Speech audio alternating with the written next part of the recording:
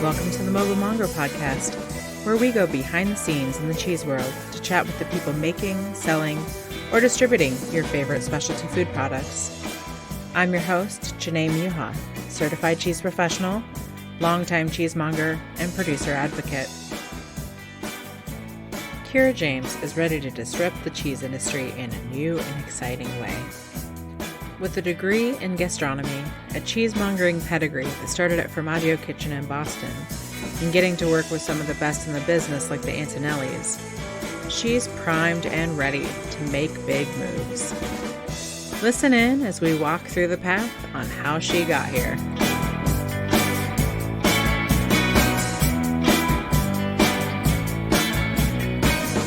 So my name is Kyra James. I've been in the cheese and food industry for almost 10 years now. My journey kind of started as a effect of having adult onset allergies. And so I kind of fell into cheese as I got my master's degree. I worked at Formaggio Kitchen and just loved education. Always just loved sharing the information, seeing people's face when they learn something new, and when I see my face when I learn something new, and always kind of stuck with me.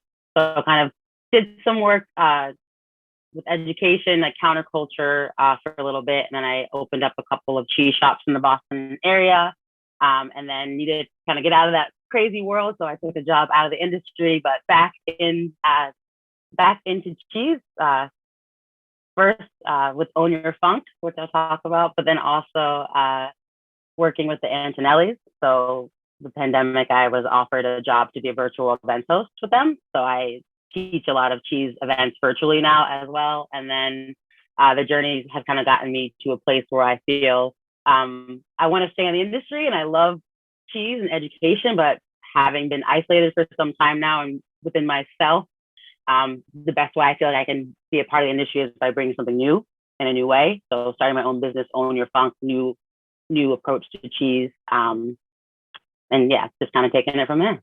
So, You said master's degree? Yes. So can you tell me, what did you go to school for?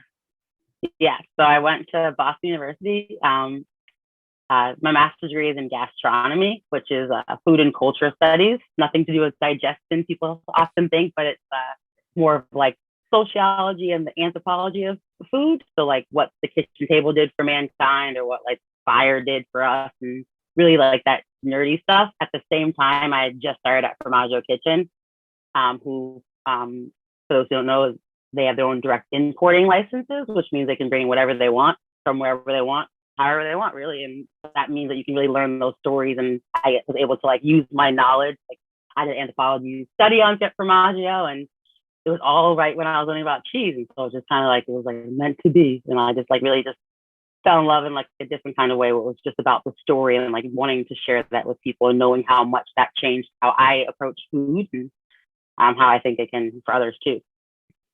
Where do you think that your interest in food came from? Well, I know. Well, I've always loved food. My mom was a great cook. Lots of home cooking. You know, I love fried chicken and collard greens, and I'll be that person all day long.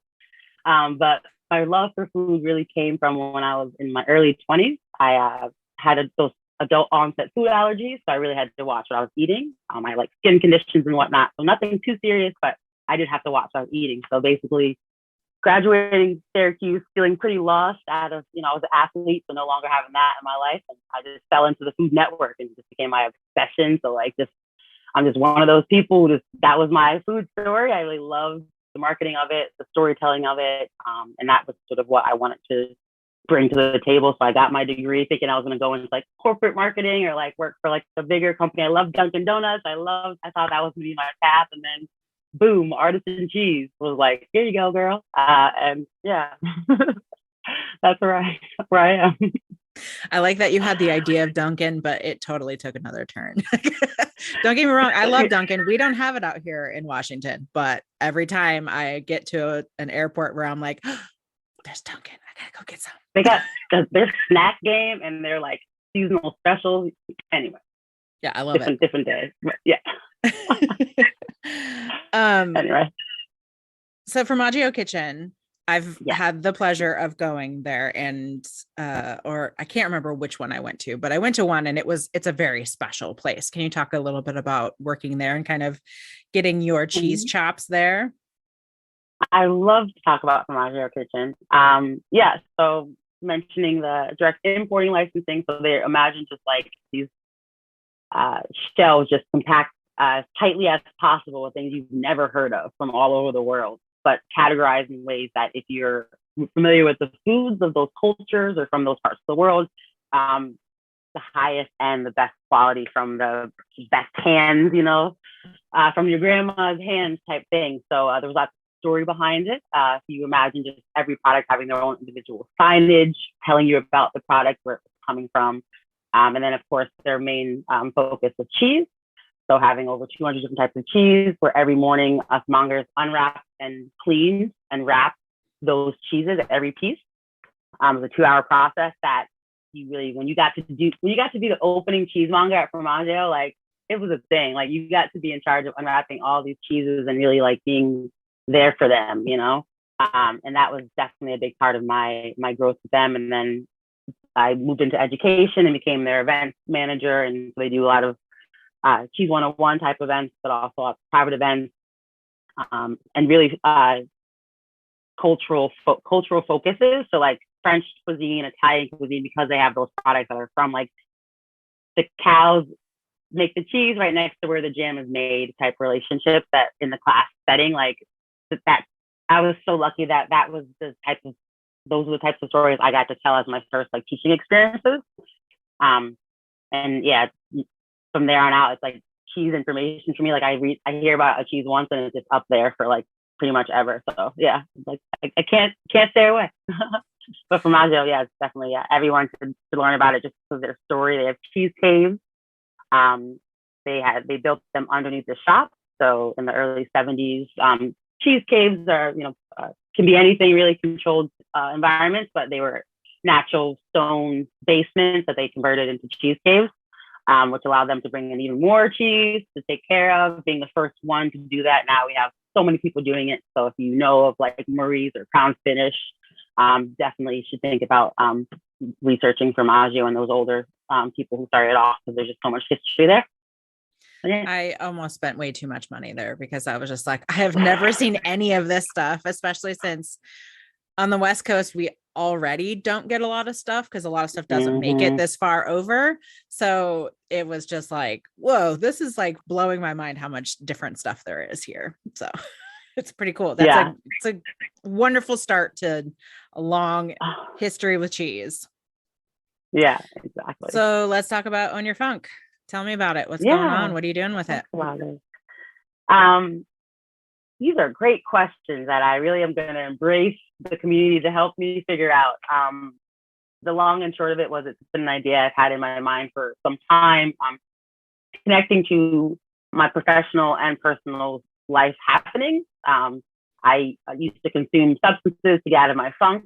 And I used to say that a lot, like I need to get out of my funk, So after a while, you start saying own your funk here, talking about, mental health and things like that more with myself. And then really just reconnecting to cheese again, having stepped away for a few years, not really stepped away, just I was more of in a role of like class coordinator. So I wasn't teaching. But now with the COVID and the pandemic and things, I got to start this business while also teaching virtually. So really having that immersive experience, wanting to offer that in a new way.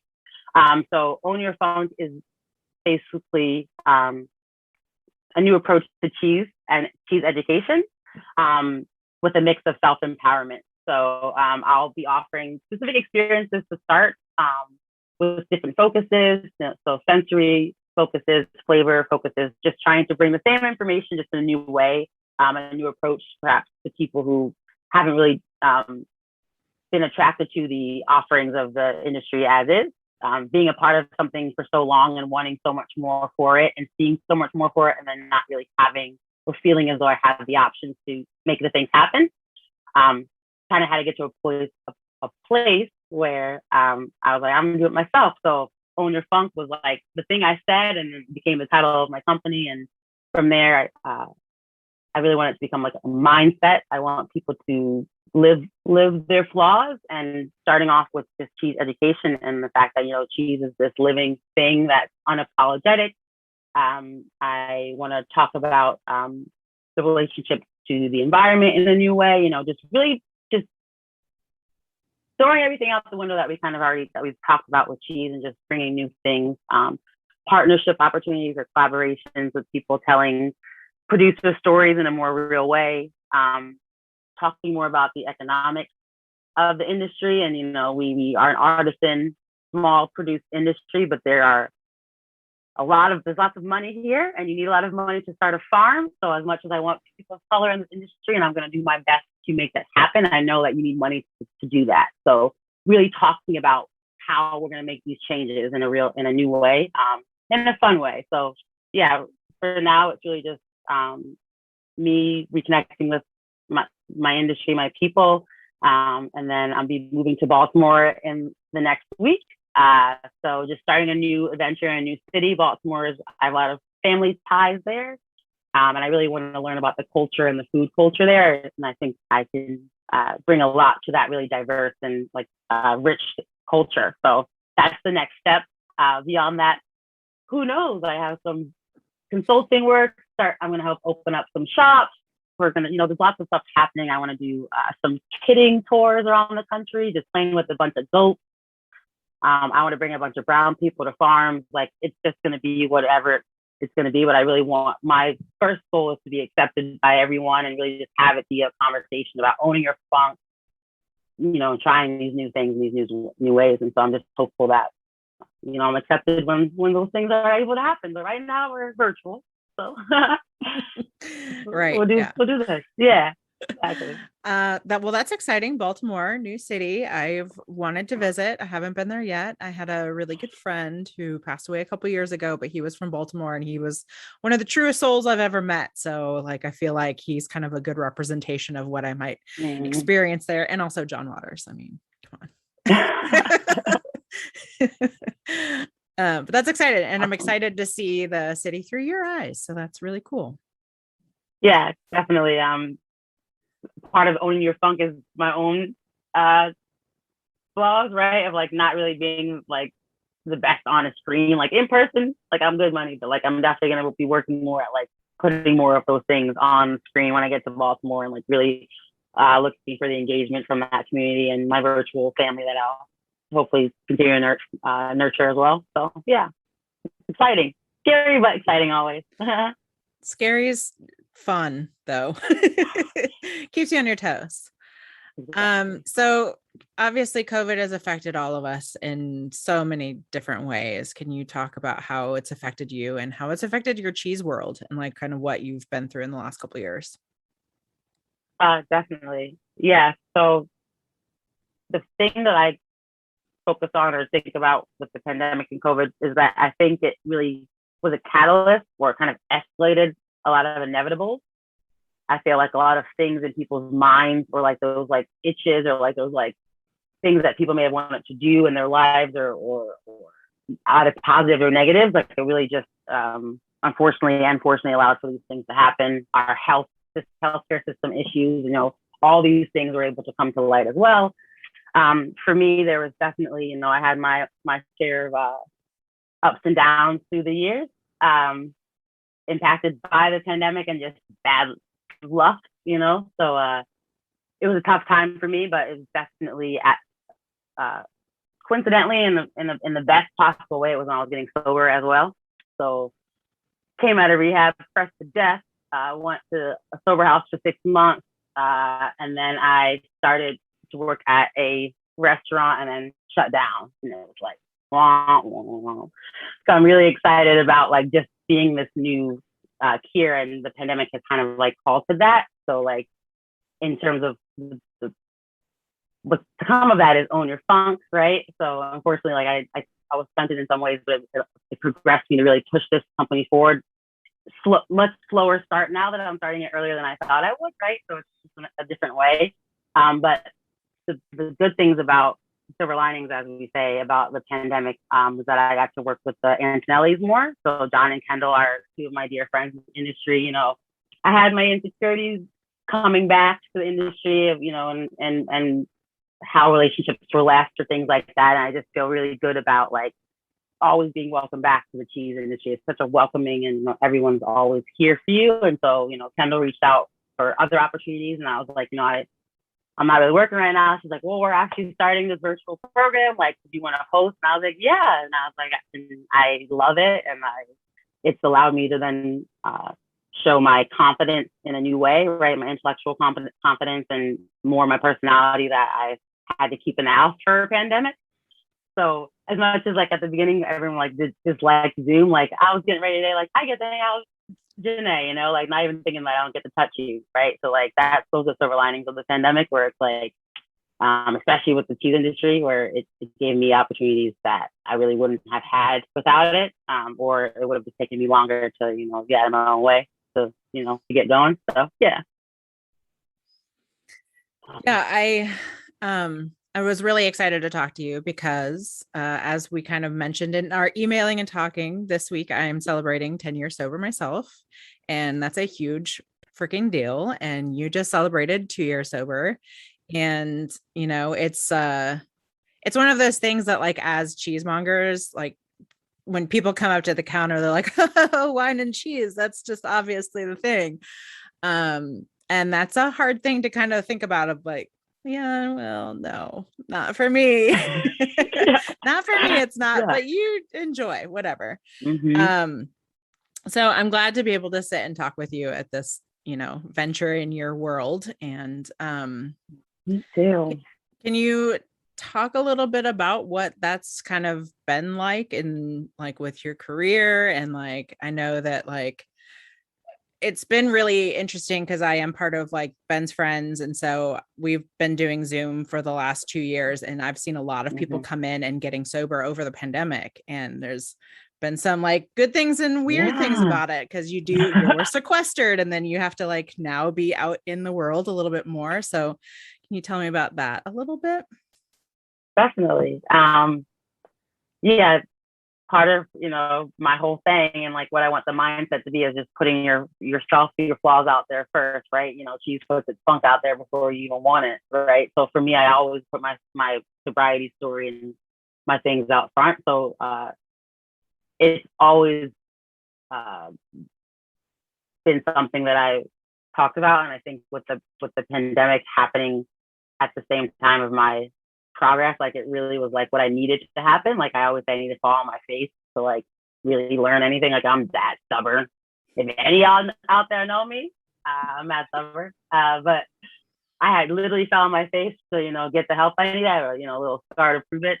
So like with the pandemic, like it was definitely like something where like I really had to push myself. I was in the house for a year. My whole life path had drastically abruptly changed, like most people did, right? I didn't have a job. So there was a lot that I had to decide, and I had to do it sober. I tried to I was getting into AA right when I was in the sober house. And then the shutdown happened. And so I tried to do some virtual, but like I'm just a person, like an in-person. So I just really didn't continue that work online. And so what I kind of did was I fell into my work and kind of, just used the owner's funk. But working in cheese mostly has been through the pandemic. So I haven't really had to do much like actual alcohol involvement. But for me, like I can still be around it. I still enjoy teaching about it. I worked at a brewery part-time this summer. I didn't drink the beer, but I smelled it, and I wanted to know when they had new beers out. Everyone's sobriety story is different, and I am very open about how much I love alcohol and how much I think people should enjoy it, but it makes people uncomfortable, and it's like, let's stop being uncomfortable about it. Y'all can drink your alcohol, I'm gonna drink my Poland Springs, and we're gonna have a great time. I think the hard part is that first thing, and I hate that it's so true, but like admitting it is the first step. And it was really like seeing people go through that in the pandemic, or like when people hear you do it, when people hear you're like you've admitted it, it's like they feel dirty in a way, like like, oh, Kyra's admitted it, like maybe I should admit something. Like so it's interesting like what it's done for the people around me in my life. and how they treat substances and how they kind of step back, you know, the educational part of it. I didn't know, like, for me, that was the biggest part of getting sober, was how much I learned about um, the brain and mental health. You know, it's a huge muscle that we don't have control over. We think we do, or we think that our therapist is helping us, but really they're just helping us with the skills and, you know, those exercise moves to make it stronger.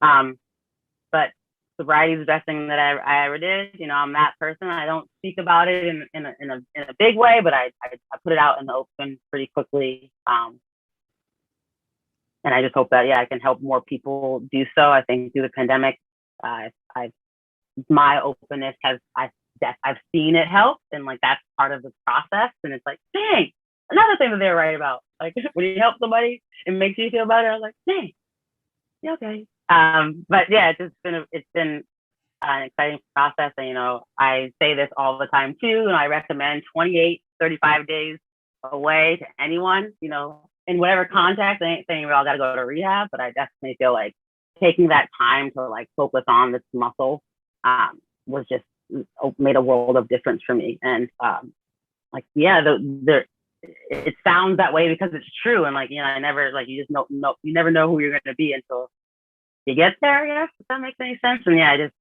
sober Kyra is very much the same Kyra, but just confident. So that's cool.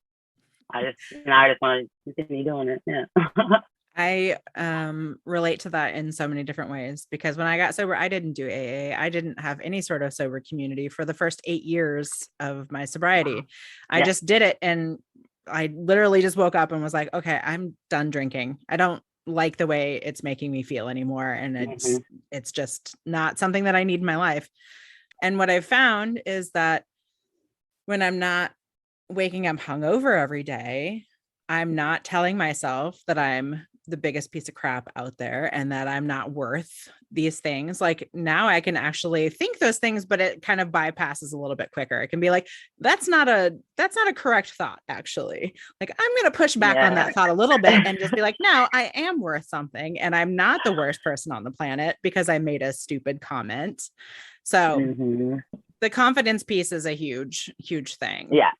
Exactly. That's what I was going to say. Like, there's no reassurance that you have to make on yourself. Like, you know who you are every second of the day, and that's like weird to think about. But like, I used substances for almost 20 years of my life. Like, and like your brain doesn't even fully develop, and I was already deep in these streets, you know. So like, it's just really cool, I think. And I am proud of myself. And I, you know, coming back to the cheese industry, you know, I know that I was,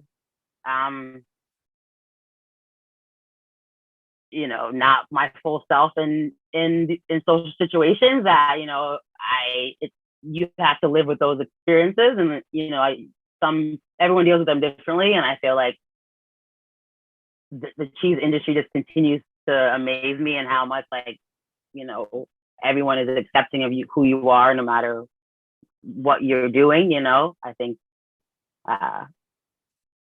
yeah, I just love that I can be back. I did CMI, you know, last month, and that was really cool to be there sober and, you know, see everyone, and, you know, Adam's sober now, and it's like, we sober, dude.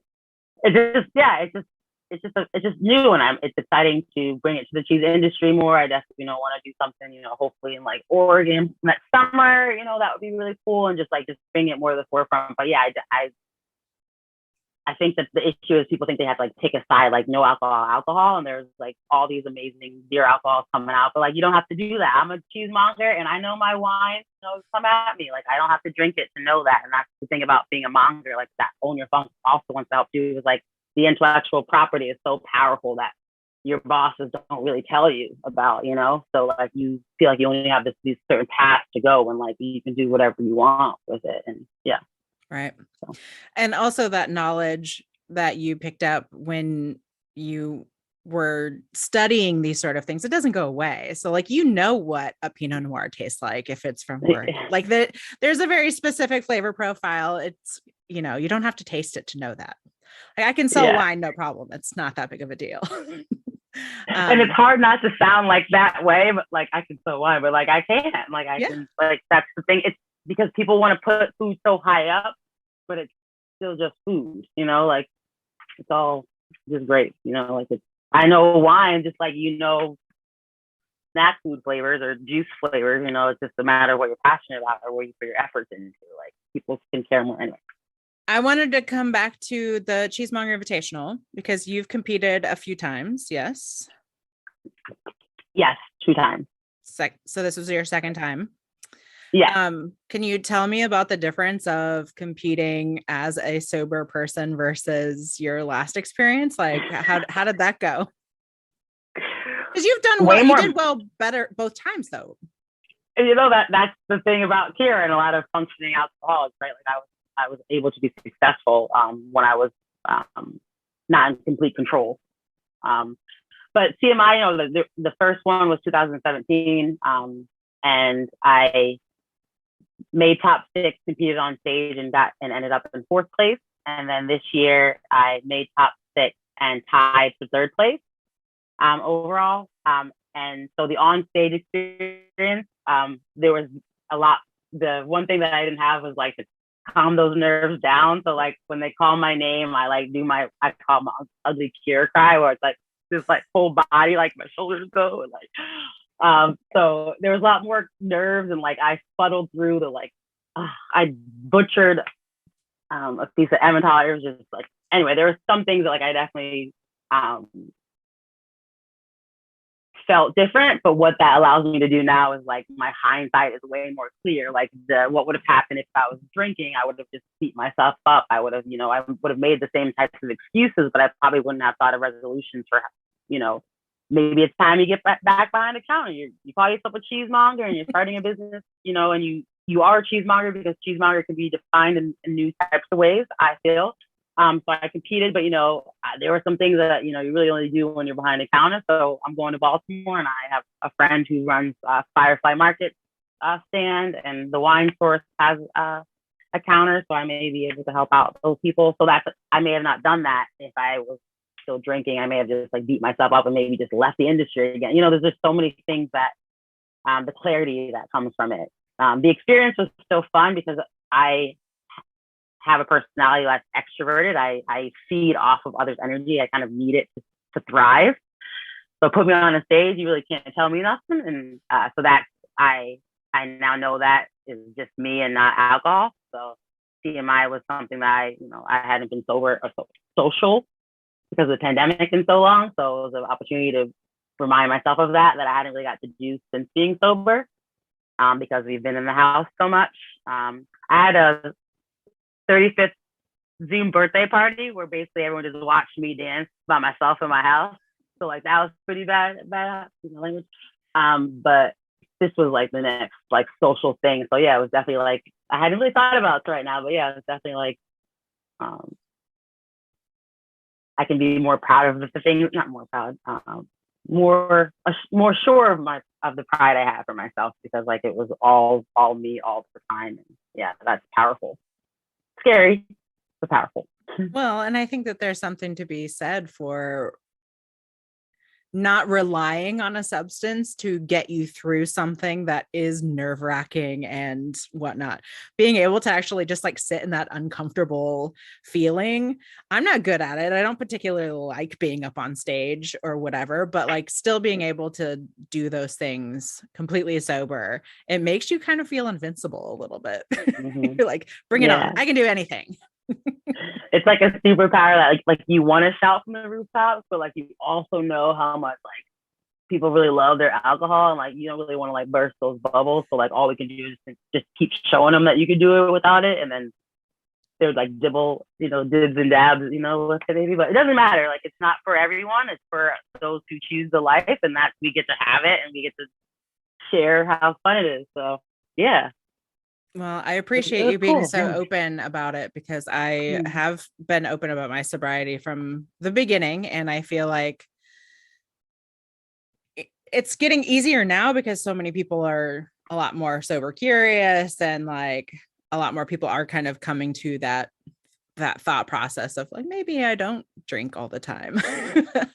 So it is getting a little bit easier, but one of the reasons why I am so loud about it is because of the fact that I know that me putting myself out there as a sober person and as a sober cheesemonger ultimately will help someone somewhere in some sort of way. And just like letting them know that it's a possible thing. Like it's something you can do. It's like really okay. And you can be successful as a cheese person. So thank you for being a part of that.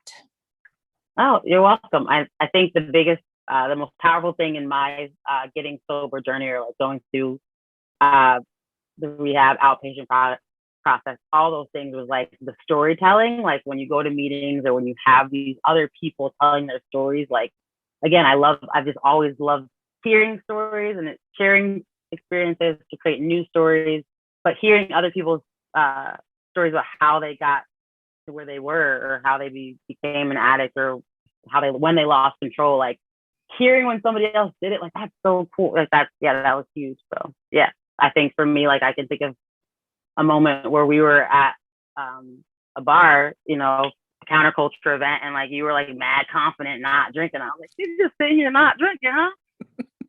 She's just not. No one's gonna notice.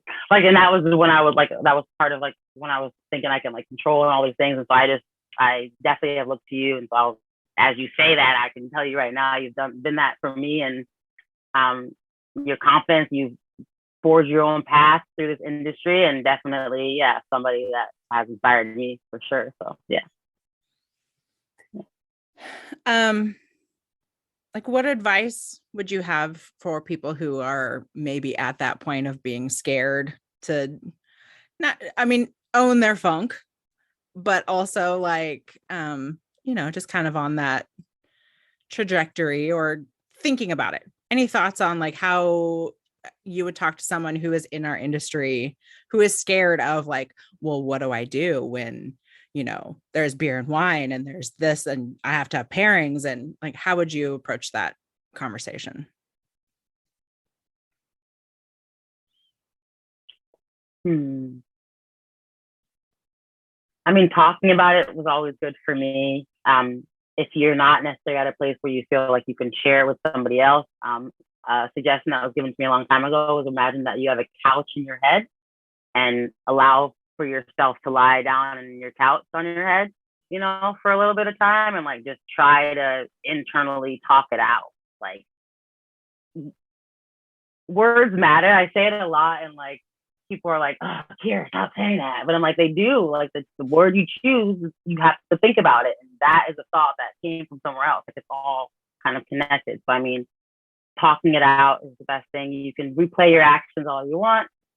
You can think of the next right thing. There's lots of, Alcoholics Anonymous lines that I can shoot out at you right now, but I feel like the first thing is just talking. For me, I just made phone calls to people, who were sober, or that I found out went through a recovery process, like years, like just people in my life that I didn't even know. And like, I just reached out, and like over time I did the right thing, and then the next one, and then the next one, and like that. And then now I'll do today, So like in this industry, it's really tough, but we're all a bunch of weirdos, like it's an industry where like you don't have to be an extrovert because you sell a product that you're so passionate about that you could talk to a wall about cheese and probably love the conversation, so that's why it doesn't matter if you're introvert, extrovert.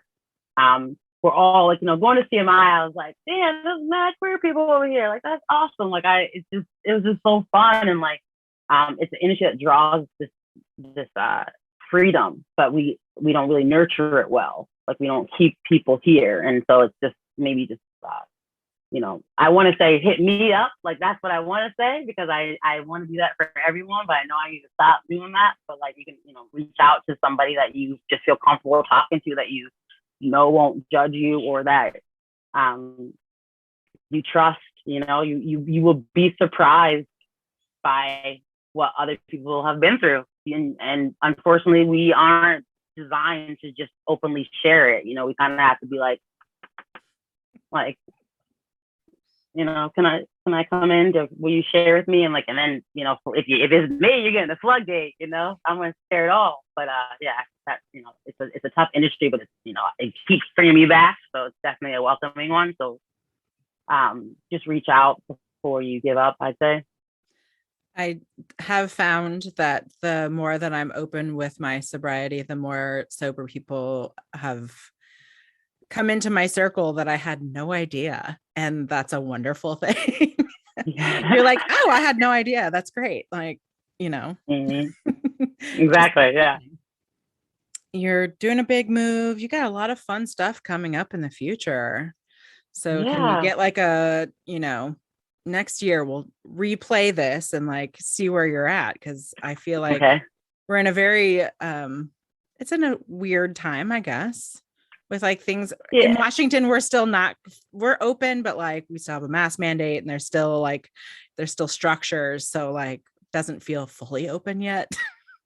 Yeah. I mean, for now, I'm going to continue just sharing the start of Own Your Funk, engaging with communities virtually. I'm still going to be visiting cheese shops, trying to make content in creative ways. It's all still very new to me. So, just kind of exploring that route. But I am working on like more intentional collaboration. So I want to do, like I mentioned, like with specific producers and really telling their stories because their messages are can be shared bigger and brighter. So just like reaching in there again, like knocking on those doors and things. So yeah, definitely, I would say my website has that information on it. I'm looking to really share more of my story through my content. So look out for more of that and just disrupting the industry through various things. At CMI, I did a cheese plate that was an EBT and SNAP focus. So I'll do a blog post about, EBT and how that kind of, socioeconomic issues impact cheese purchasing. So just more deep thinking stuff coming from me. And then I just want to hear from the people around me in terms of what they haven't seen from the industry that they want someone to just put out there. I'm happy to chat about any types of things like that. So yeah. That's exciting. I feel like we need a disruption. Exactly. Yeah. I've got 3 quick fire questions. Okay. Oh God. Current cheese crush. Oh man. Line to line. Lakeville Creamery. Veronica Pedraza is a friend of mine. I love all the cheeses that she puts out. Anything she makes is gold to me. But there's just so many steps in the process. And if you're someone who knows the craftsmanship behind cheese, it's beautiful, beautiful cheese. Got a crush on that. I was fortunate enough to have some when I was out in Minneapolis, and I got some at France 44. And me and Aaron Clancy Pants enjoyed it for we enjoyed it for breakfast, and it was wonderful and like perfect. So I love that. Yeah. Favorite pairing, just across the board, whatever. I'm a snack lover, so I like a good like a cheddar or something that's gonna give me a nice little zip with like a popcorn or caramel corn. I feel like that's like a go-to for me. I love caramel corn, like a salty sweet combination. So yeah, probably my snack. Very Chicago style popcorn, the cheddar and caramel. I'm like, I think that's probably it. I mean, I got lots, but that's probably it. Yeah. Best cheese memory, and it can be a time that you ate cheese or a time that you were with people that you really loved, and it's just a memory that's forever stuck in your head. That would probably be when I did a baked batch on Mont d'Or for my family a couple years ago. There's a video of it on my story on Instagram. And so batch on Mont d'Or it was a smaller format wheel, seasonal wash on cheese. And I got a video of everyone kind of taking their first bite. So like these long, like, it's like gooey cheese, kind of like fondue texture. And like, my dad takes this cheese and puts it in his mouth and just makes this face that's just like it's just like you see the whole moment of like, and I catch it on camera and it's my dad, his daughter's a cheesemonger. Like, what is he doing over here? I didn't take him to school for cheesemongering. So it was just a really nice moment when I think back on it. Whenever I watch it, it's just like he embraced cheese and this weird, funky cheese that he didn't understand. And he eats a lot of food, and we're very exploratory, like with our palates. But he had never had this product before, and like it's just that's definitely a moment. Like so, like yeah, shared experience that I created is probably the memory for me. Yeah.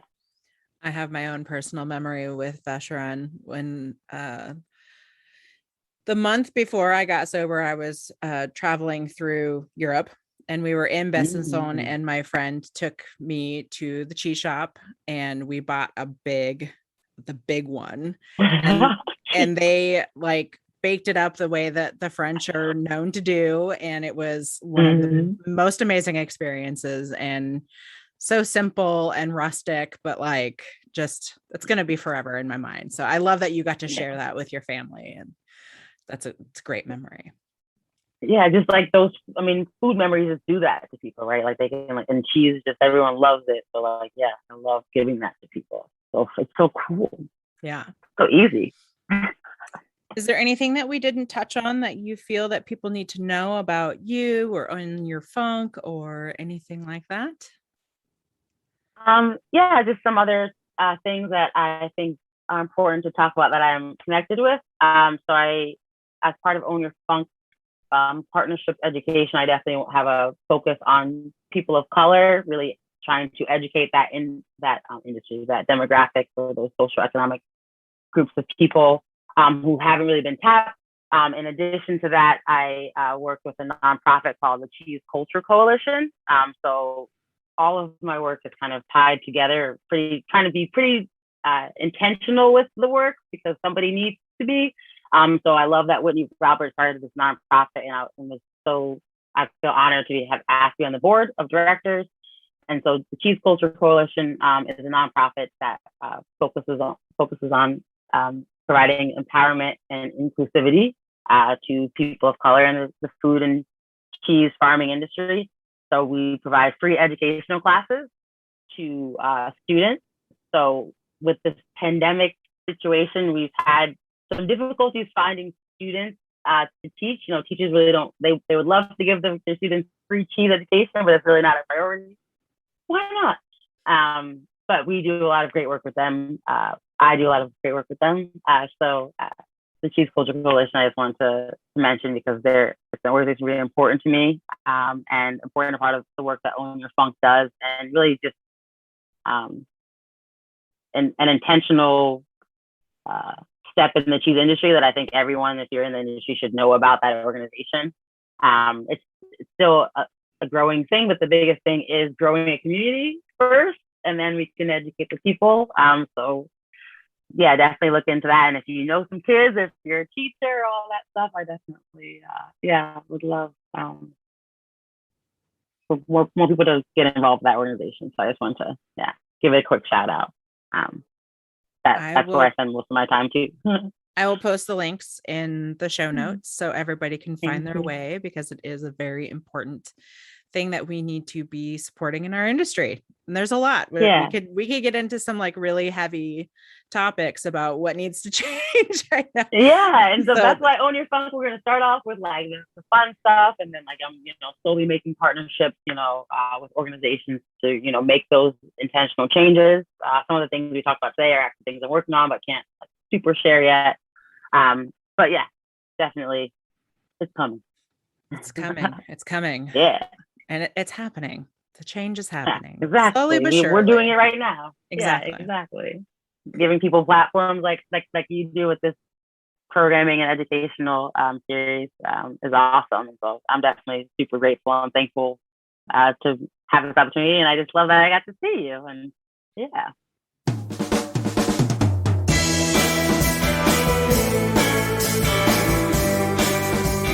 Fully describe my feelings about this conversation, and getting to have it on the week where I celebrated 10 years of continued sobriety made it even more special.